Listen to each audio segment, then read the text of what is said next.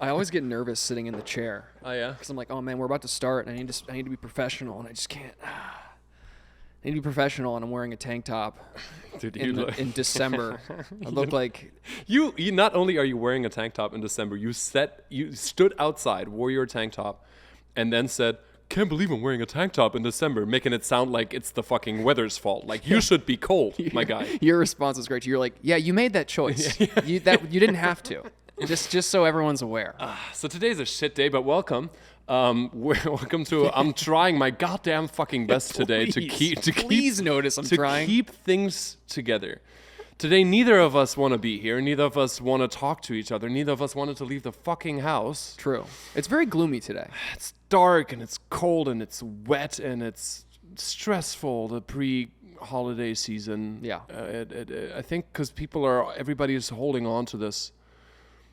I'm almost there type energy. Like it's, call back to episode 1 of like, you can hold the peeing as long as you want, but as soon as there's a toilet close by, you almost piss yourself. I feel like it's that energy where it's just also people are just done. To you. Like I feel like December, end of the year, like I feel like there's so little going on and then so much going on at the same time. Like the stress changes from maybe like a professional kind of stress to now being more like an interpersonal kind of stress. There's all, it's people you got to see, you got to hang out with, X, Y, and Z. You want to get all these things done before the holiday. And I feel like it's a time that, at least for me, I've always felt like I am rushing and trying to earn my holiday.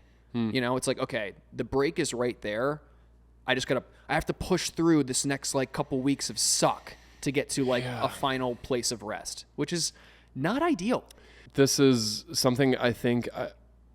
this constant back and forth. When do you give yourself a break? And not just now in the holiday season. Like you take us, for example, the last couple of weeks.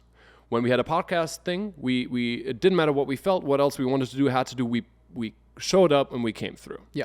We also set out to take photos here and there in the mornings a lot. And both of us were like, for different reasons, but we're like, let's just push it. Mm-hmm. When do you, for yourself, or how do you separate this is something I'm going to do no matter how I feel versus I think I need to give myself some rest? And this ties in, last little thing, even on a physical aspect where I asked you recently, like training for a marathon, because I feel like I often get sick. And then I was like, oh, maybe running is not the best idea to like more exert myself even more so. But you said you pushed through and that makes you feel better. Like, but how do you gauge for yourself? When is the time to push through? How do you feel this is going to help me? Or what do you do when you push through and you feel like it's making things worse? That's a great question. To be honest, that is something that I'm still trying to work through and something that I definitely struggle with. I know there's times when I push myself hard and I don't need to, like rest would have been the better option. And I think just listening to my body, and I think the big thing for me is not beating myself up so much if I don't feel like doing something or if I don't make it.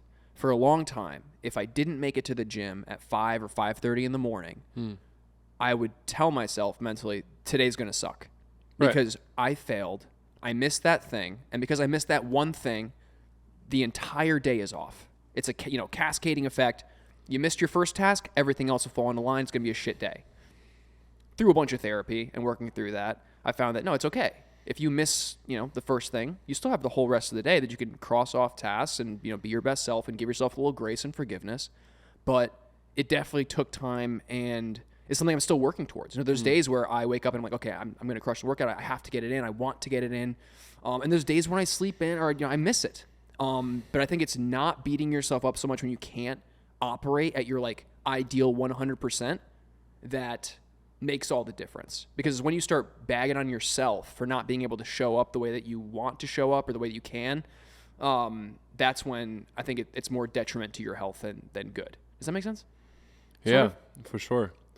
Do you have any like insight on that? It's something I'm working through as well, and I'm trying to process what you're saying because again, this is something I concerned myself with quite a bit because I felt like I pushed so hard for One Dapper Street for years. I was in school. I was running 21 credits. I had a part-time job. I had I had another job that was off the books.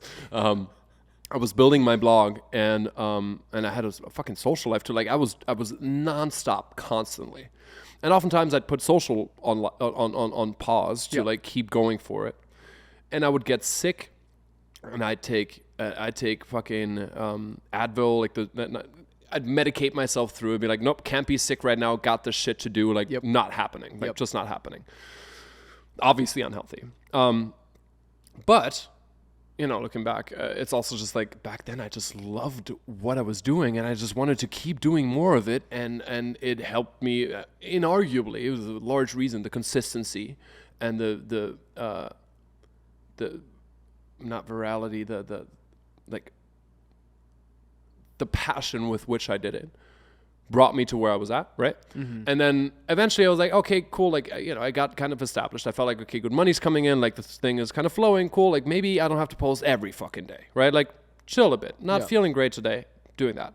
And then that turned into, I think that was this is me realizing this in the very moment that I'm saying it, but I think that probably could have been a moment of like, hey, what's the next thing that grips me the same way? And that's not to say that I wanted to push myself beyond my very obvious physical limits again, but that's probably the beginning of where I started falling out of love a little bit with what I was doing.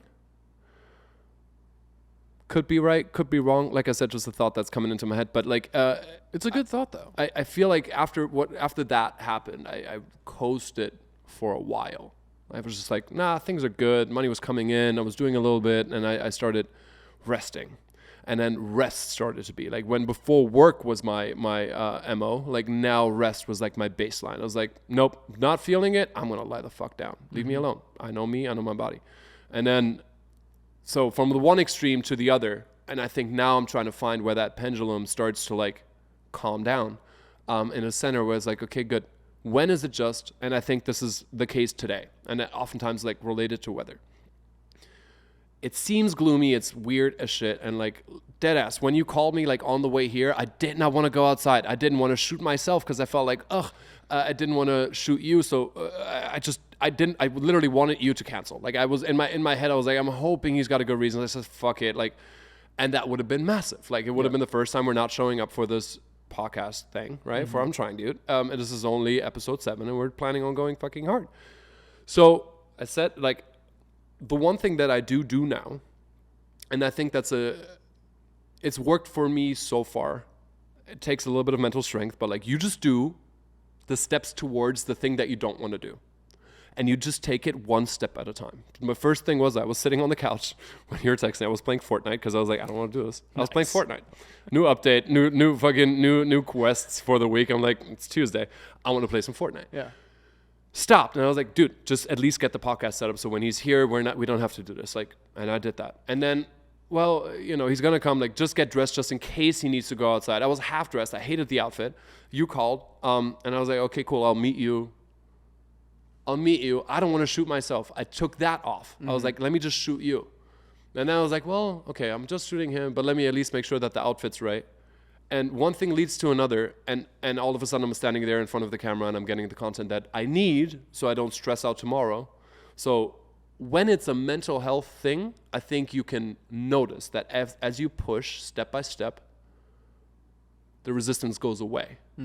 Versus when it's a physical thing, and you go step by step and push more, and you start feeling loopy. You start feeling like sometimes it's a weird little thing where the mental will affect the physical like continuously. But yeah, that's been my way of kind of dealing with it, because I had a long phase of just like feeling too lazy and not going for my goals. And this is something that I want to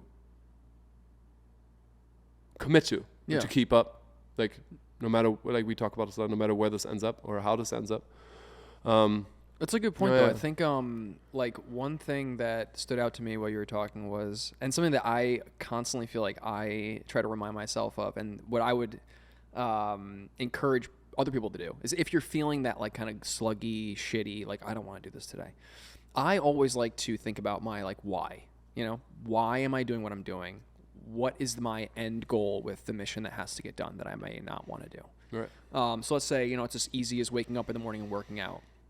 I could miss my morning workout and be like, oh, well, fuck. Today's completely shit. It's going to be a completely off day. I'm going to eat whatever I want because I missed the workout. So today's an off day anyway. And then that'll lead to, me just eating crappy, not getting as much done. And then ultimately, the whole day feels like a wash. That's what I literally truly would do. There'd be days where I'd wake up and miss the workout. I'd be like, well, fuck, okay, today's completely off. I'm taking it completely off. Right. I'm going to, eat whatever's in the cupboard that I want because I failed my first mission. And, I'll sit around all day, watch TV. It doesn't matter. Like, the day's a complete wash. What I've started to do is think about, okay, what is my, end goal? I have goals that are physical, professional, whatever. If I miss something, I still have all these other things that could contribute to the completion of that goal. You know? So that was something that I thought was helpful. It's I think if you have a strong why and in your heart of hearts, okay, this is what I believe, this is what I want to achieve with this, I really think that's enough to pull you out of whatever kind of, gross feeling you're feeling. But at the same time, I don't know, also listen to your body. It's such a weird duality, No, for sure. I'm with you. If you have a strong why, and I don't think I've said this very clearly on the podcast yet or anywhere. I don't love the work anymore, the fashion stuff. I like dressing up. I like clothes, and if it helps people, that's amazing.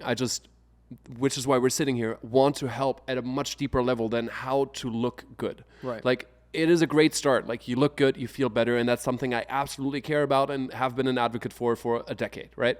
But it's just that I don't need to stand in front of a freaking camera anymore to profile myself because I'm over the fame and the numbers and even the money, right? Money is not even a strong why for me anymore because I'd rather be happy doing what I do and have enough than live this crazy luxurious life. I've gotten the taste and it was cool, but I'm it's not, all of that is not worth not loving what you do on a daily. When you don't have a strong why, it's that just gets a little, it gets a little tricky. I feel like that reframes things though for you, because I feel like now if that's another thing is when you're not finding the same joy and the same passion that you used to find in something that you were all about and loving, I think that's a great sign. And okay, let's try something else. Let's find that spark again. Let's see, if it's not this, where do I feel excited? Where do I feel motivated? Where do I feel like I want to get up and do this thing, this next thing? I mean, that's why we're fucking sitting Absolutely. here. Right? I think if you hadn't have felt that sense of maybe burnout or I really don't want to do this anymore, I don't think we'd even be sitting in these chairs talking to each other. Sure. So this is honestly a great point, and I think a great point to shed light onto this from the other side. It sounds like I'm complaining about all the things that happened to me and what I was feeling, that I was upset and had I'm glad that I not only felt that I felt the things is a thing. I'm not going to change that. If I could change that, that'd be a different story. If I just loved fashion and did that for the rest of my days and that was what was in store for me, cool, right? But the fact is that I started not appreciating it the same way I had for a long time. Mm-hmm. I am so happy and so proud to not only have felt it, realized it, but also acted on it now. It took years to start this with you, which doesn't mean that I'm not still scared shitless, because this is nothing yet. Mm-hmm. This is in terms of an actual making a living. This is nothing, mm-hmm. right? And I am so ready to move out of the thing. There is a financial dependency that's coming from it. And again, I like dressing up still. I like doing this, mm-hmm. but it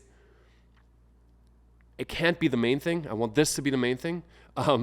And it's scary to let go of the old thing. It's scary to let go, at least in the way it was. I enjoy cameras. I do enjoy being in front of it. I do enjoy dressing up.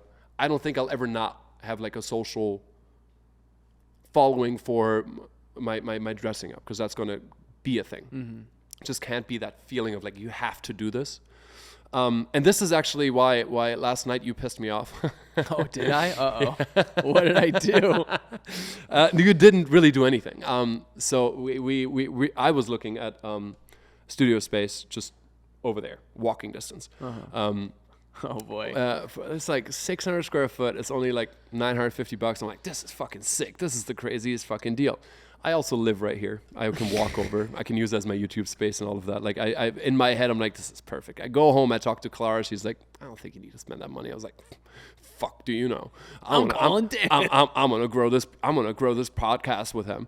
And it's gonna be sick. And then I call Dan, and Dan goes, I don't know about that, dude. I'm like, what? How? And I was already in my field. Like you pissed me off. Yes, you were my trigger, but my feelings, because I then ended up talking to Clara for a couple hours about what I was feeling, and I felt like when I started everything that I'd started up until this point, I always felt like I had my mom on my side, and my mom was very much like, even if she disagreed with things, she'd have my back and be like, you want this for yourself? I believe that you can do it. Fucking go do it. Right? That's and great. my mom's stepping back a bit, like like our relationship's changing, maturing in a way that like I'm now there more for her as she's going on her journey. And she's kind of also like giving me over to Clara in a way like this is something we talk about a little bit. And I realized that, speaking of the devil, Clara's calling, I told her, like, I felt this, like, why the fuck is nobody believing in this thing, in me right now, in doing this, to the point where then the studio makes sense. You know what I mean? Yeah. So that's something I had to process, but it's a whole convulsion of feelings that came together. It's like, maybe if I get a studio, it'll be more fun to shoot the fashion content again. Maybe if we get a studio, like, it'll be big, whatever, all these ifs, and like, it's a conglomerate of my insecurities bundled up in a $960 a month package that I'm hoping it's going to make me feel better. So I like, get it though, dude, because like to that point, like nothing makes me happier than a new toy. You know, how many times have I asked you, dude, do I need a new camera? And thank God for Nick, because he's like, bro, stop. You don't need a new thing. Yeah, he keeps us in check. He really does. Yeah. Like there's so many times where I'm like, oh, dude, I would be so good at this if I just had X, Y, Z. It'd be the perfect setup. So I'll go, I'll spend the money, and then it still won't get done because there's no, like, the internal drive and impetus isn't there. Yeah. You know, like take this whole Vlogmas thing, for example. Yeah. Like, first time ever doing that, I was going to buy a whole new camera for it when I have the whole setup that I already need. Right. You know? It's just a matter of finding that in yourself. Like, okay, you know what? No matter what, I'm going to make this happen. Yeah. Yeah. No, I'm with you. Like, and it's tough. And that's like the lesson where I'm like, I was mad at Clara. I was mad at you. Realizing then at the end of the night, like, shit, it's just hard to believe in yourself when nobody else is. And like, hard to sit on your fingers when you're like, I think I tend to trick myself into, if I'm spending this money, I have to be more committed. Rather than finding that from like a true place of like, no, I'm fucking committed and it doesn't matter. Cause like this podcast is not about having it look the exact same way, or like if we have to keep figuring out and shifting the time frame a little, that's cool. Yeah. Nice. I'm drinking Spindrift. This episode brought to you by Spindrift. Spindrift. Just kidding. Please, guys. Guys. Please, though, on a serious Please. note. Spindrift. Huge Spindrift fan. Massive. Would love if you guys, you know, at least gave us a case of Spindrift. We could get the studio then. yeah, we could fill the studio with Spindrift. I swear to you, we'll literally do it. Our background will be a wall of Spindrift. No, dude, I want to circle back real quick Yeah. on something that you said that made me think.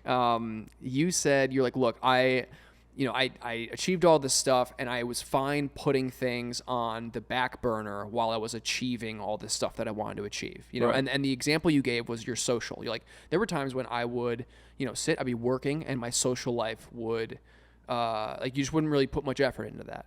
So I wanted to ask you a question because there's times when I often feel like a bad friend, right? So I want to ask you if you think I'm a bad friend, and the qualifying or the reasoning behind that is because I feel like I need people to constantly reach out and ask to hang out. Mm-hmm. You know, Yeah. I am not a good text message responder. Mm-hmm. I'm not a good email responder because Right. I feel like I'm just not, like, I could get better at those things, absolutely. But for the most part, I am not really the type to reach out to people and say, hey, dude, let's kick it, let's chill, it's whatever. Because I'm pretty much, like, right now in my life, filling my time with work and, my relationship, my dog, like different things. But I feel like I need friends to constantly reach out and be like, hey, do you want to hang out? If not today, tomorrow. You know, like you do a great job at that. It's being like, hey, dude, let's get together. Like you're constantly hitting me up, like let's hang out, let's go chill. And I love that because I need that. Because if that doesn't happen, then I feel like I won't, you know, I won't like respond. Right. So does that? I just felt like I was like, okay, I'm sure there's friends right now that feel like I am kind of a piece of shit for not being as actively responding. Or whatever. It doesn't mean that I don't care about them or I don't miss them or I don't want to see them, but I'm just like, I'm bad at it. And I feel like in my head, I'm like, okay, well, if they hit me up enough times, then absolutely I'm going to make that happen. Like, I don't know. I want your feedback on, do you think that I'm a bad friend for that? Do you? I kind of feel like I'm letting people down. Like okay. How does that feel? Bad. It feels really bad. It feels really bad. Truly. Okay. There's a lot of people that I do care about that I know I don't reach out to enough. Okay. And have you? Okay. So assuming that I've called you a shit friend like 2 months ago for that exact reason. So is there a part of you where I could say yes? Yes, I think so. But that was also coming from me, right? Like now our friendship, like on your end, nothing really has changed, right? Mm-hmm. Like you probably about every 10 times that I hit you up, you hit me up one time. And that was about the ratio that we were at before. But at that point I called you a bad friend and now I wouldn't on that same topic. And that's just me. Your relationships with all your homies are going to be different, right? But like you didn't change anything. And I think that's a huge takeaway in like life. Like, you don't need to change the other person to change your relationship. Ever. I am me, right? And all I have control over in this goddamn place that we're living at, right? Like all I have control over is myself. And even that gets tricky, right? Like, but that's something I can work with. So when I feel upset that you're not hitting me up, I can ask myself why this is upsetting to me. Mm-hmm. And I can tell you, like, which I did, like, bro, feels like you're being a shit friend. Like I stopped reaching out a bit. I got bummed out, but those are my feelings. You're the trigger, my feelings, my responsibility. So I don't think you're a bad friend. I think you're a fantastic friend. You're just bad at communication. Absolutely. And not just in the loose communication, because I think the easy way out of this, right? And this is something that I've talked about with Nick as well. Like, you just need to communicate that you can communicate on certain things. Like, if you feel bad and it's getting to that point where you're like, fuck, I'm like, where you're like actually feeling guilty, or like, first of all, why, right? And the second, why aren't you just like sending then a quick message being like, hey man, I've been thinking about you. Like, I would have loved to see you.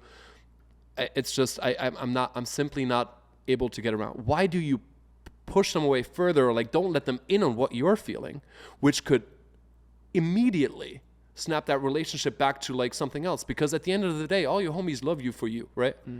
And the way I see it, it's an issue in quotation marks of prioritization. But for me, I was able to shift to a point of understanding. You have a dog, like you were prepping to propose to Emiliana, you were trying to push because I know that you feel like you can do more things still in several areas of your career, and I think that's awesome. So I can understand that and appreciate that and know that you're not that. But we had that conversation because I told you, like, yo, what's up? Yeah. And you then told me.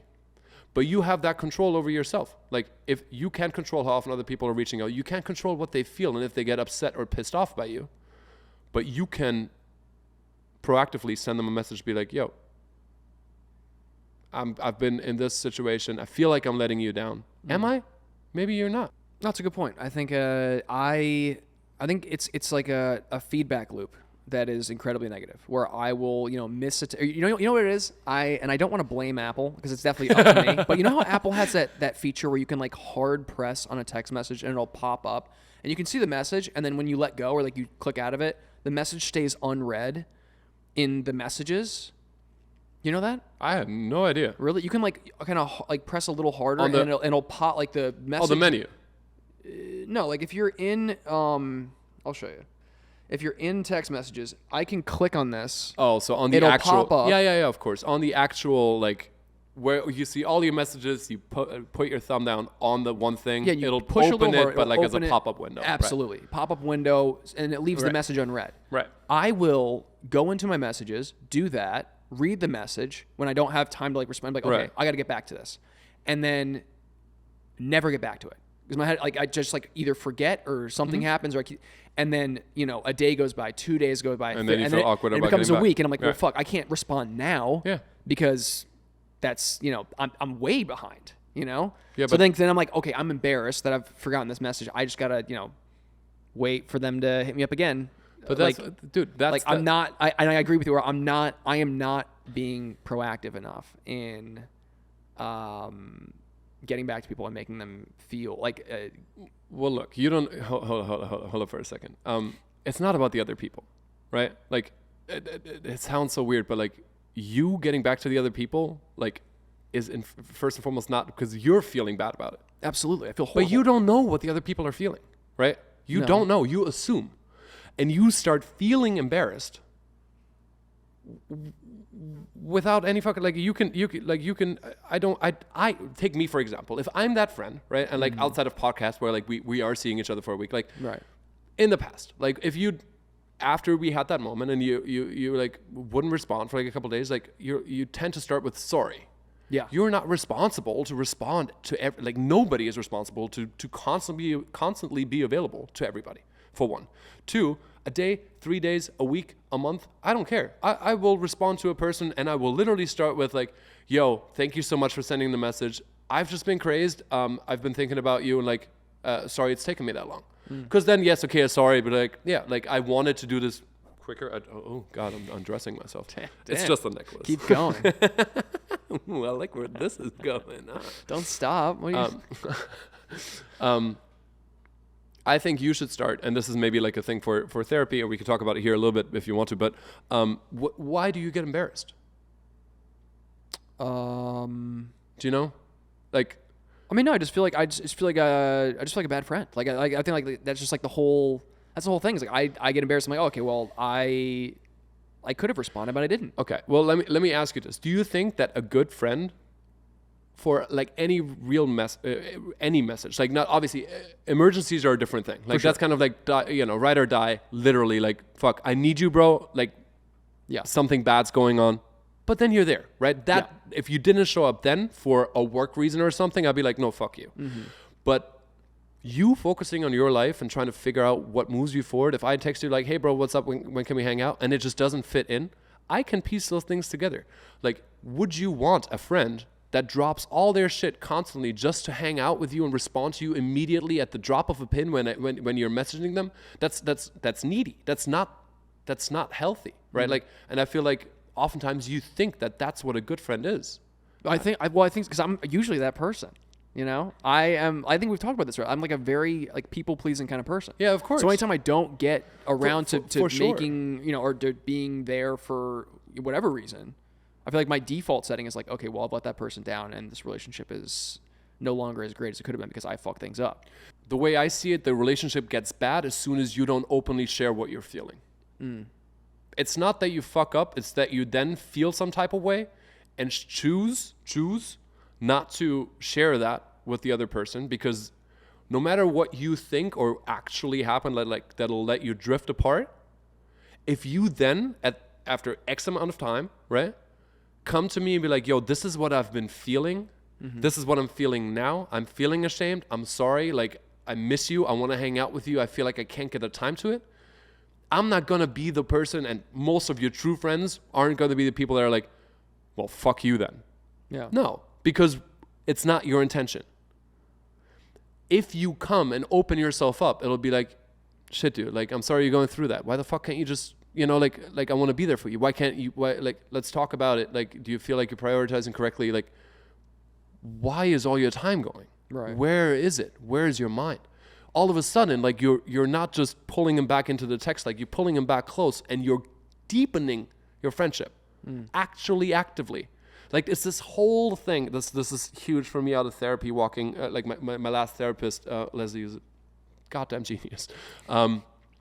Again, like, because to me, this whole sharing of negative feelings, for me, it's rage rather than like embarrassment or shame. Like I'm generally fairly open emotionally, but anger is like this emotion that in my head had no place to be placed upon someone else. Like if I'm mad at you, like I'm gonna sort out why I'm mad before I talk to you.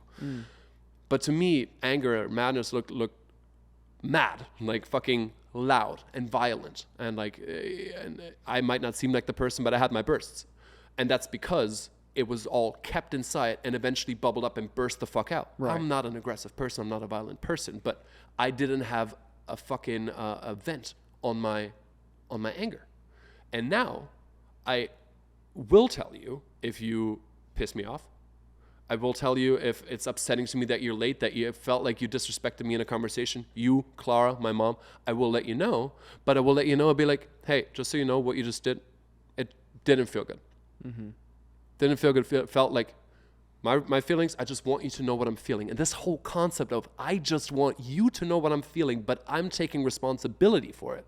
You may be the trigger, but it's my thing, is not only healthy for you, but so beautiful for the relationship, because what you're saying is fuck everything, fuck all the fears that I have about what's being perceived. Like, I want you to know who I am. Right. This is who I am. When this happens, I feel this way. Do I love it? Maybe not. Maybe yes. But this is who I am. Do you fuck with that or no? And if they walk away, then good riddance, because it's not the type of people that you want to fuck with. But it just starts with talking about it. I mean, that's and great. That's sharing great it. advice, dude. I like. It's almost like getting a little emotional because I'm like, dude, that's like such a good point. I'm not. Dude, I'm like, getting emotional talking about this. being honest with people around you, like to that point of being like, hey, look, I feel this type of way because I'm the first. Like, it's funny that you said a lot of stuff that I also am very like. I like my anger. It's like it's a different me entirely. I'm not angry until I'm angry, and then it's game over. Yeah. I totally get that, and I think being honest and upfront with those kind of feelings and emotions in the moment is so, I mean, it's not hard, but it also is, it feels like hard. Like it's almost like you're like scary. It is scary. You're being vulnerable. Yeah. Like It- to literally, say, you're hey, being transparent. you doing this made me feel this way is a very vulnerable thing. But I think you're 100% right, where if you can be vulnerable in those situations and you can let people know, hey, this is how I'm feeling, this didn't sit well with me, or whatever, you do open yourself up for way deeper relationships with people in your life in the future. And it's so hard to do, and I'm happy that you're highlighting that, because I think it is something that like could radically change your relationships in your life, but it is something that actively needs work. It's fucking hard. Yeah. It's Dude, scary. I think I've talked about this app before. Imprint essentially is like a very animated way to read a book, like a Blinkist type thing. But like they sort a few different books together on a topic. So currently I'm on like human psychology, something, relationships. Okay. And they had this, which perfectly, I wrote this down, perfectly works with what we're talking about. This difference between criticism and making a complaint. And so what we've been talking about is making a complaint, right? Okay. While remaining with the responsibility. It's like, I feel this way when you do that. Don't love. Complaint. Versus not saying shit, the silence, and I'll figure it out myself, which is what you probably defer to. My normally, like, my base point, I was like, and I'd rather not criticize, like, oh shit, like I'm just mad in my corner over there, and I'm not gonna swallow it, push it down, never let- talk about it again not- until it bursts out and you break a wall. Yeah, absolutely. Yep, or a cabinet. Yeah. Or a door frame. Wow. Throwback, first bone broken. Versus a criticism. You always ignore my texts. You never respond to me. You don't care about me. Those are criticisms, and they're all about you. They're not going to get you closer to me, because this is just my attempt of me changing you, right? They're, if anything, they're going to push you farther away, right? Yeah. Because you're like, well, fuck no, I'm not. I'm like, if you think that of me, you really think I'm that person, like, but if you just, I mean, I think I made the point, but like, you know what I mean? So, criticism versus complaint, fucking obviously, if you look at it from this like bird's eye view, if you're going to open your mouth, open it about what you feel, not about the other. And you set a tone of like understanding, potential closeness, closer than you were. And like this judgment-free zone where it's like, yeah, you did this thing and this is what it's making me feel without putting it on you, you know? Dude, the judgment-free zone, that's something, funny enough, Emiliana and I think on our like second or third date ever, just like we were just like, it was something like funny and past, and we were like, this is judgment-free zone. And we still to this day talk about that, and she'll be like, I'm feeling judgment. And I'm like, babe, I will never judge you. Yeah. You can say whatever you want, judgment-free zone. Hell yeah. That is, I think, honestly, a pillar of our relationship. Like, we have conversations that are awesome. Yeah. Solely because we were like, okay, if that's how you're feeling, great. That's how you're feeling. Cool. Amazing. You unlock things where it's like, if you said that thing and I judged it, and not even in like, oh, I would never, like if I just judged it, it can mean so many different things. I feel like the word judgmental has become this very tight space. Like it's so broad. Like just to judge things means that you're imposing your opinion of something that's objectively a million things depending on who's looking at it and who's saying it, right? But yeah, that's what Clara and I have with our keyword as well, which is like, just listen. This is me. Let's just see where this goes. Is awesome. And also how we started our relationship. Like I literally when we met, I was like, yo, I was in a. Do I bring up the engagement or no? I don't think so. Recently, I was still like in a very serious relationship, just getting out of it, and she's like, okay, and I think I wanted to push her away almost, maybe on a subconscious level, but like the most honest truths of my life were just like there. I like told her about literally all the mistakes I'd made, all the fucked up things that I felt about myself, and there was no judgment. There was on the first date. Within the first month, maybe. Ballsy. Good for you. That's awesome. Well, because like at that point, there's nothing on the line. Absolutely. There's nothing on the, like, of course we're vibing, but like there's no history on the line. There's no shared experiences on the line. I highly recommend this to anybody who's dating, who's trying to find their partner. Be yourself. Like it's so like, and this is what it means to be yourself. Because this is like, of course you've heard it. Be yourself. Just be yourself. Like you hear it a bunch of times. This is what it means. Just be yourself. Embrace your mistakes, your flaws, and all that makes you you on the positive side as well. And offer it to someone. If they still fuck around, if they're still around, they fuck with who you are. Yeah. That's cool. Yeah. That's probably a keeper. Rather than, limiting yourself on like aesthetics, which a lot of people do. And like, or trying to keep up a facade that you can't, you can't maintain. Or you don't want to, and you're now in this role, and you feel like you have to, and then you die inside a little bit. And isn't that something you mentioned you wanted to talk about? That is. It's funny enough because I feel like this is so great. It's a very great segue. We're flowing from all the things that we wanted to. We're flowing from one into the other. Right? Great segue. Well, this is a little different, but I think. Again, people please, like coming from a recovering people pleaser, I would find, oh, wow, more spindrift, you say? Well, I can't say no to a spindrift. How refreshing. Wow. Cheers. Cheers. Man, I hope. This tastes like money. I hope Spindrift sees this episode.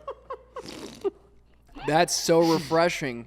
I do love them. Like, there's nothing. I know, dude. I would love next to water. There's nothing more. Like, literally, next to water, coffee, and Spindrift. I need nothing else in my life. Spindrift's great. Anyway, also not an ad, but if it was an ad, would be so sick, guys. Spindrift people, anyone? Anyway, recovering people pleaser. I noticed for a while, or not for a while, in the beginning of my relationship with Emiliana, even I was trying so hard to be like the perfect boyfriend.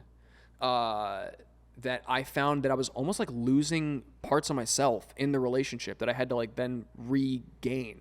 Like, I was going out of my way to do things all the time.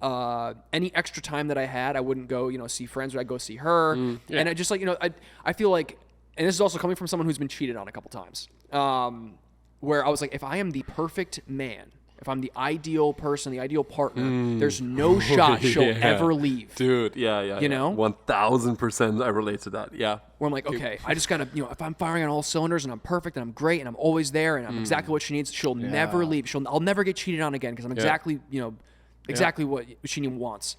And I found that in doing that, I was like losing parts of myself in the, in the relationship. Like I was becoming more angry or more hostile or, shorter tempered because I wasn't doing stuff for myself anymore. Right. Everything became for her. Real quick, I might have to pause. Why was I talking about that? What was the lead into that?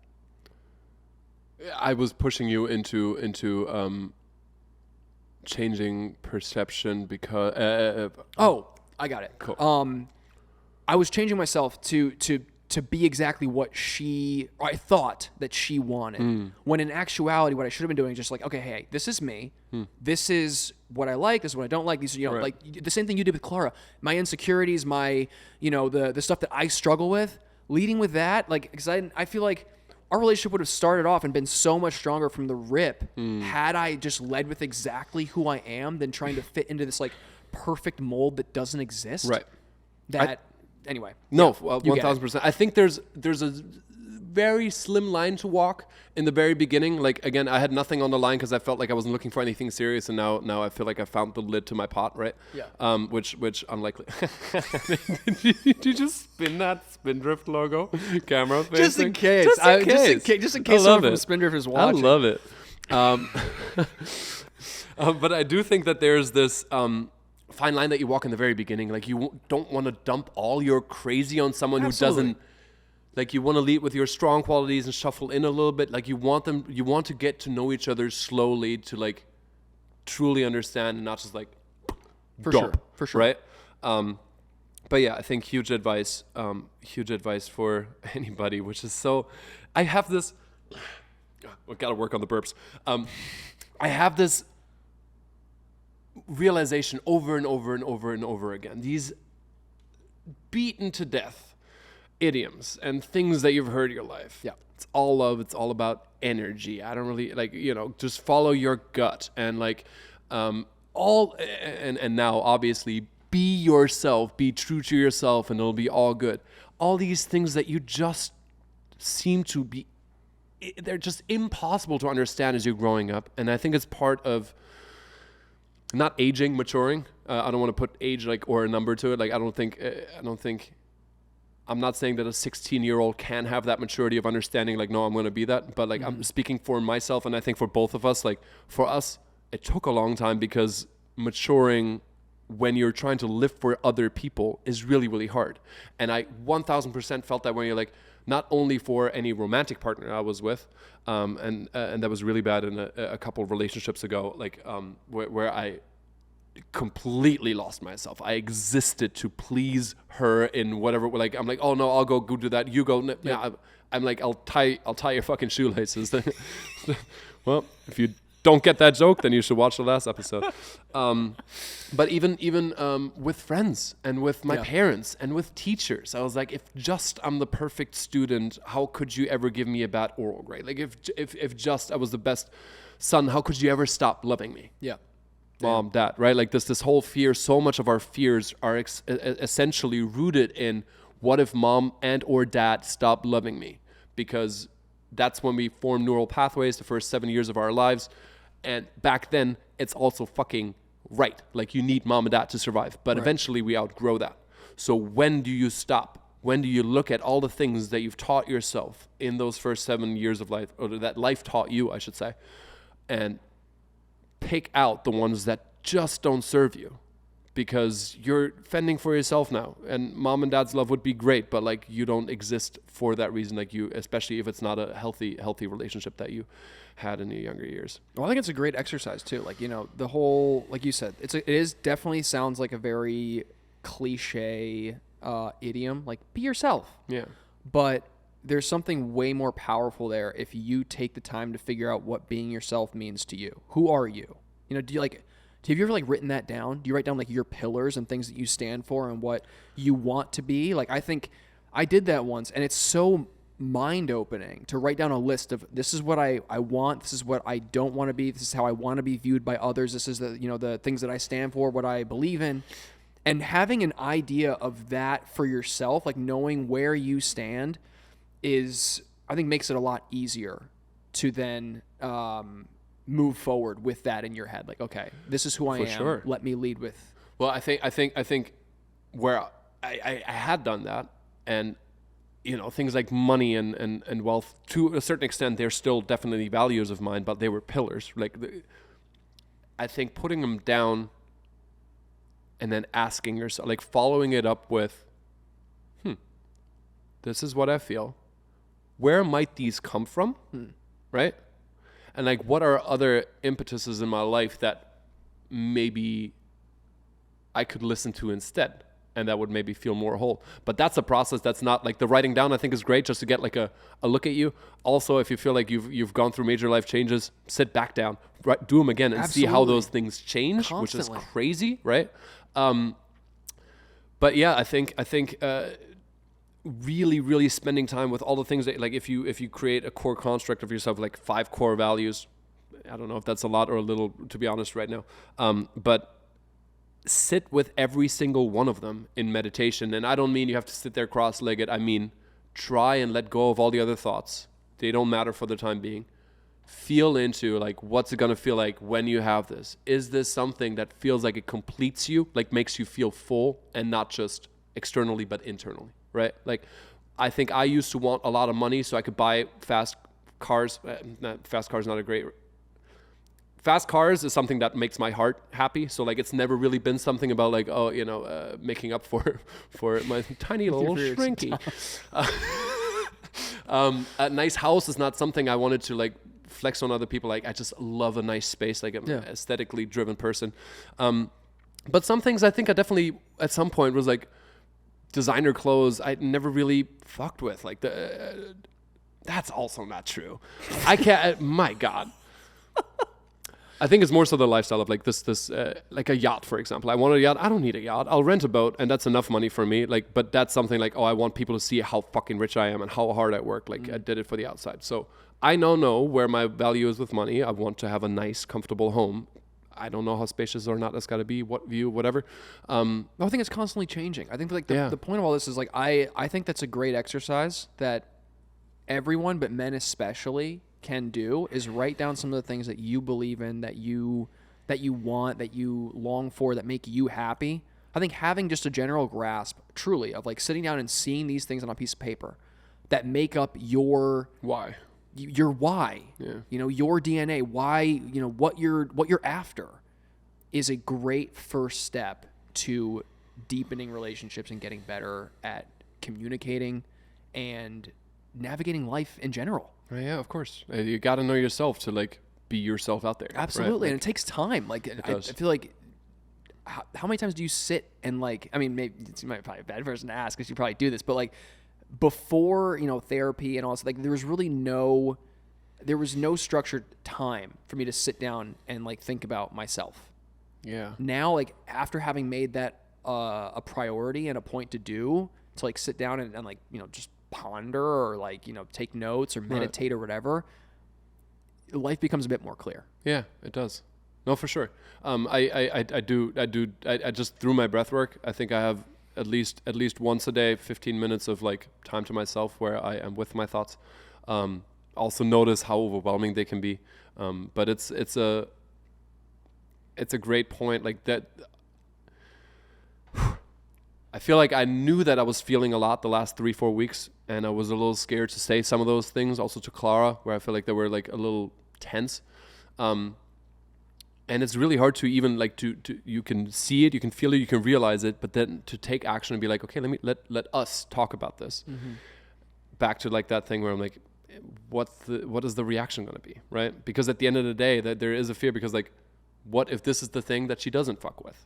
Right? Yeah. Like, what if that's the bit? But I think, and this can maybe be a little bit of a closing. I know today was a fairly deep episode, but downer. But not a downer. Aside from the Spindrift, the Spindrift has been a quite uplifting experience the whole time. Bubbly and fresh, just how I like my conversation. Podcast. Oh my.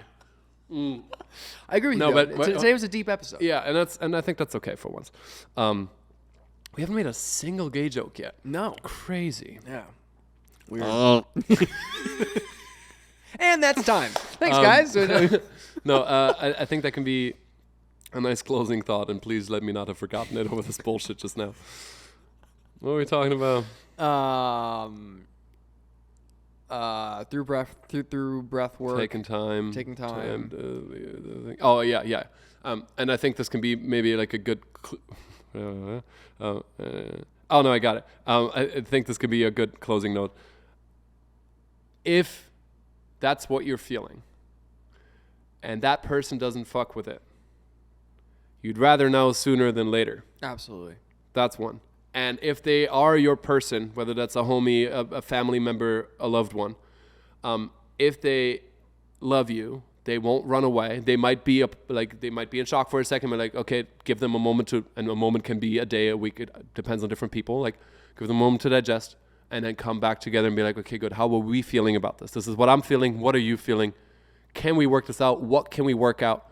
It is always, even if it seems like the absolute worst thing to do and like it's going to lead to a breakup, even so, especially then, fucking say that shit. Like, get out with it. You are not doing yourself or the other person a favor, and that's something I feel like I'd learned the hard way for a long time for that exact reason, was like afraid of speaking your mind, because what if, and in the end, the what if happens, and you could have said it so much earlier, but you didn't, I mean, and you can reframe it like, oh, I was believing in the best, but like, it's a lesson that I think as people pleasers really have to learn, that in order to truly please people, it's probably best to just be yourself and not try and put on a charade for anyone.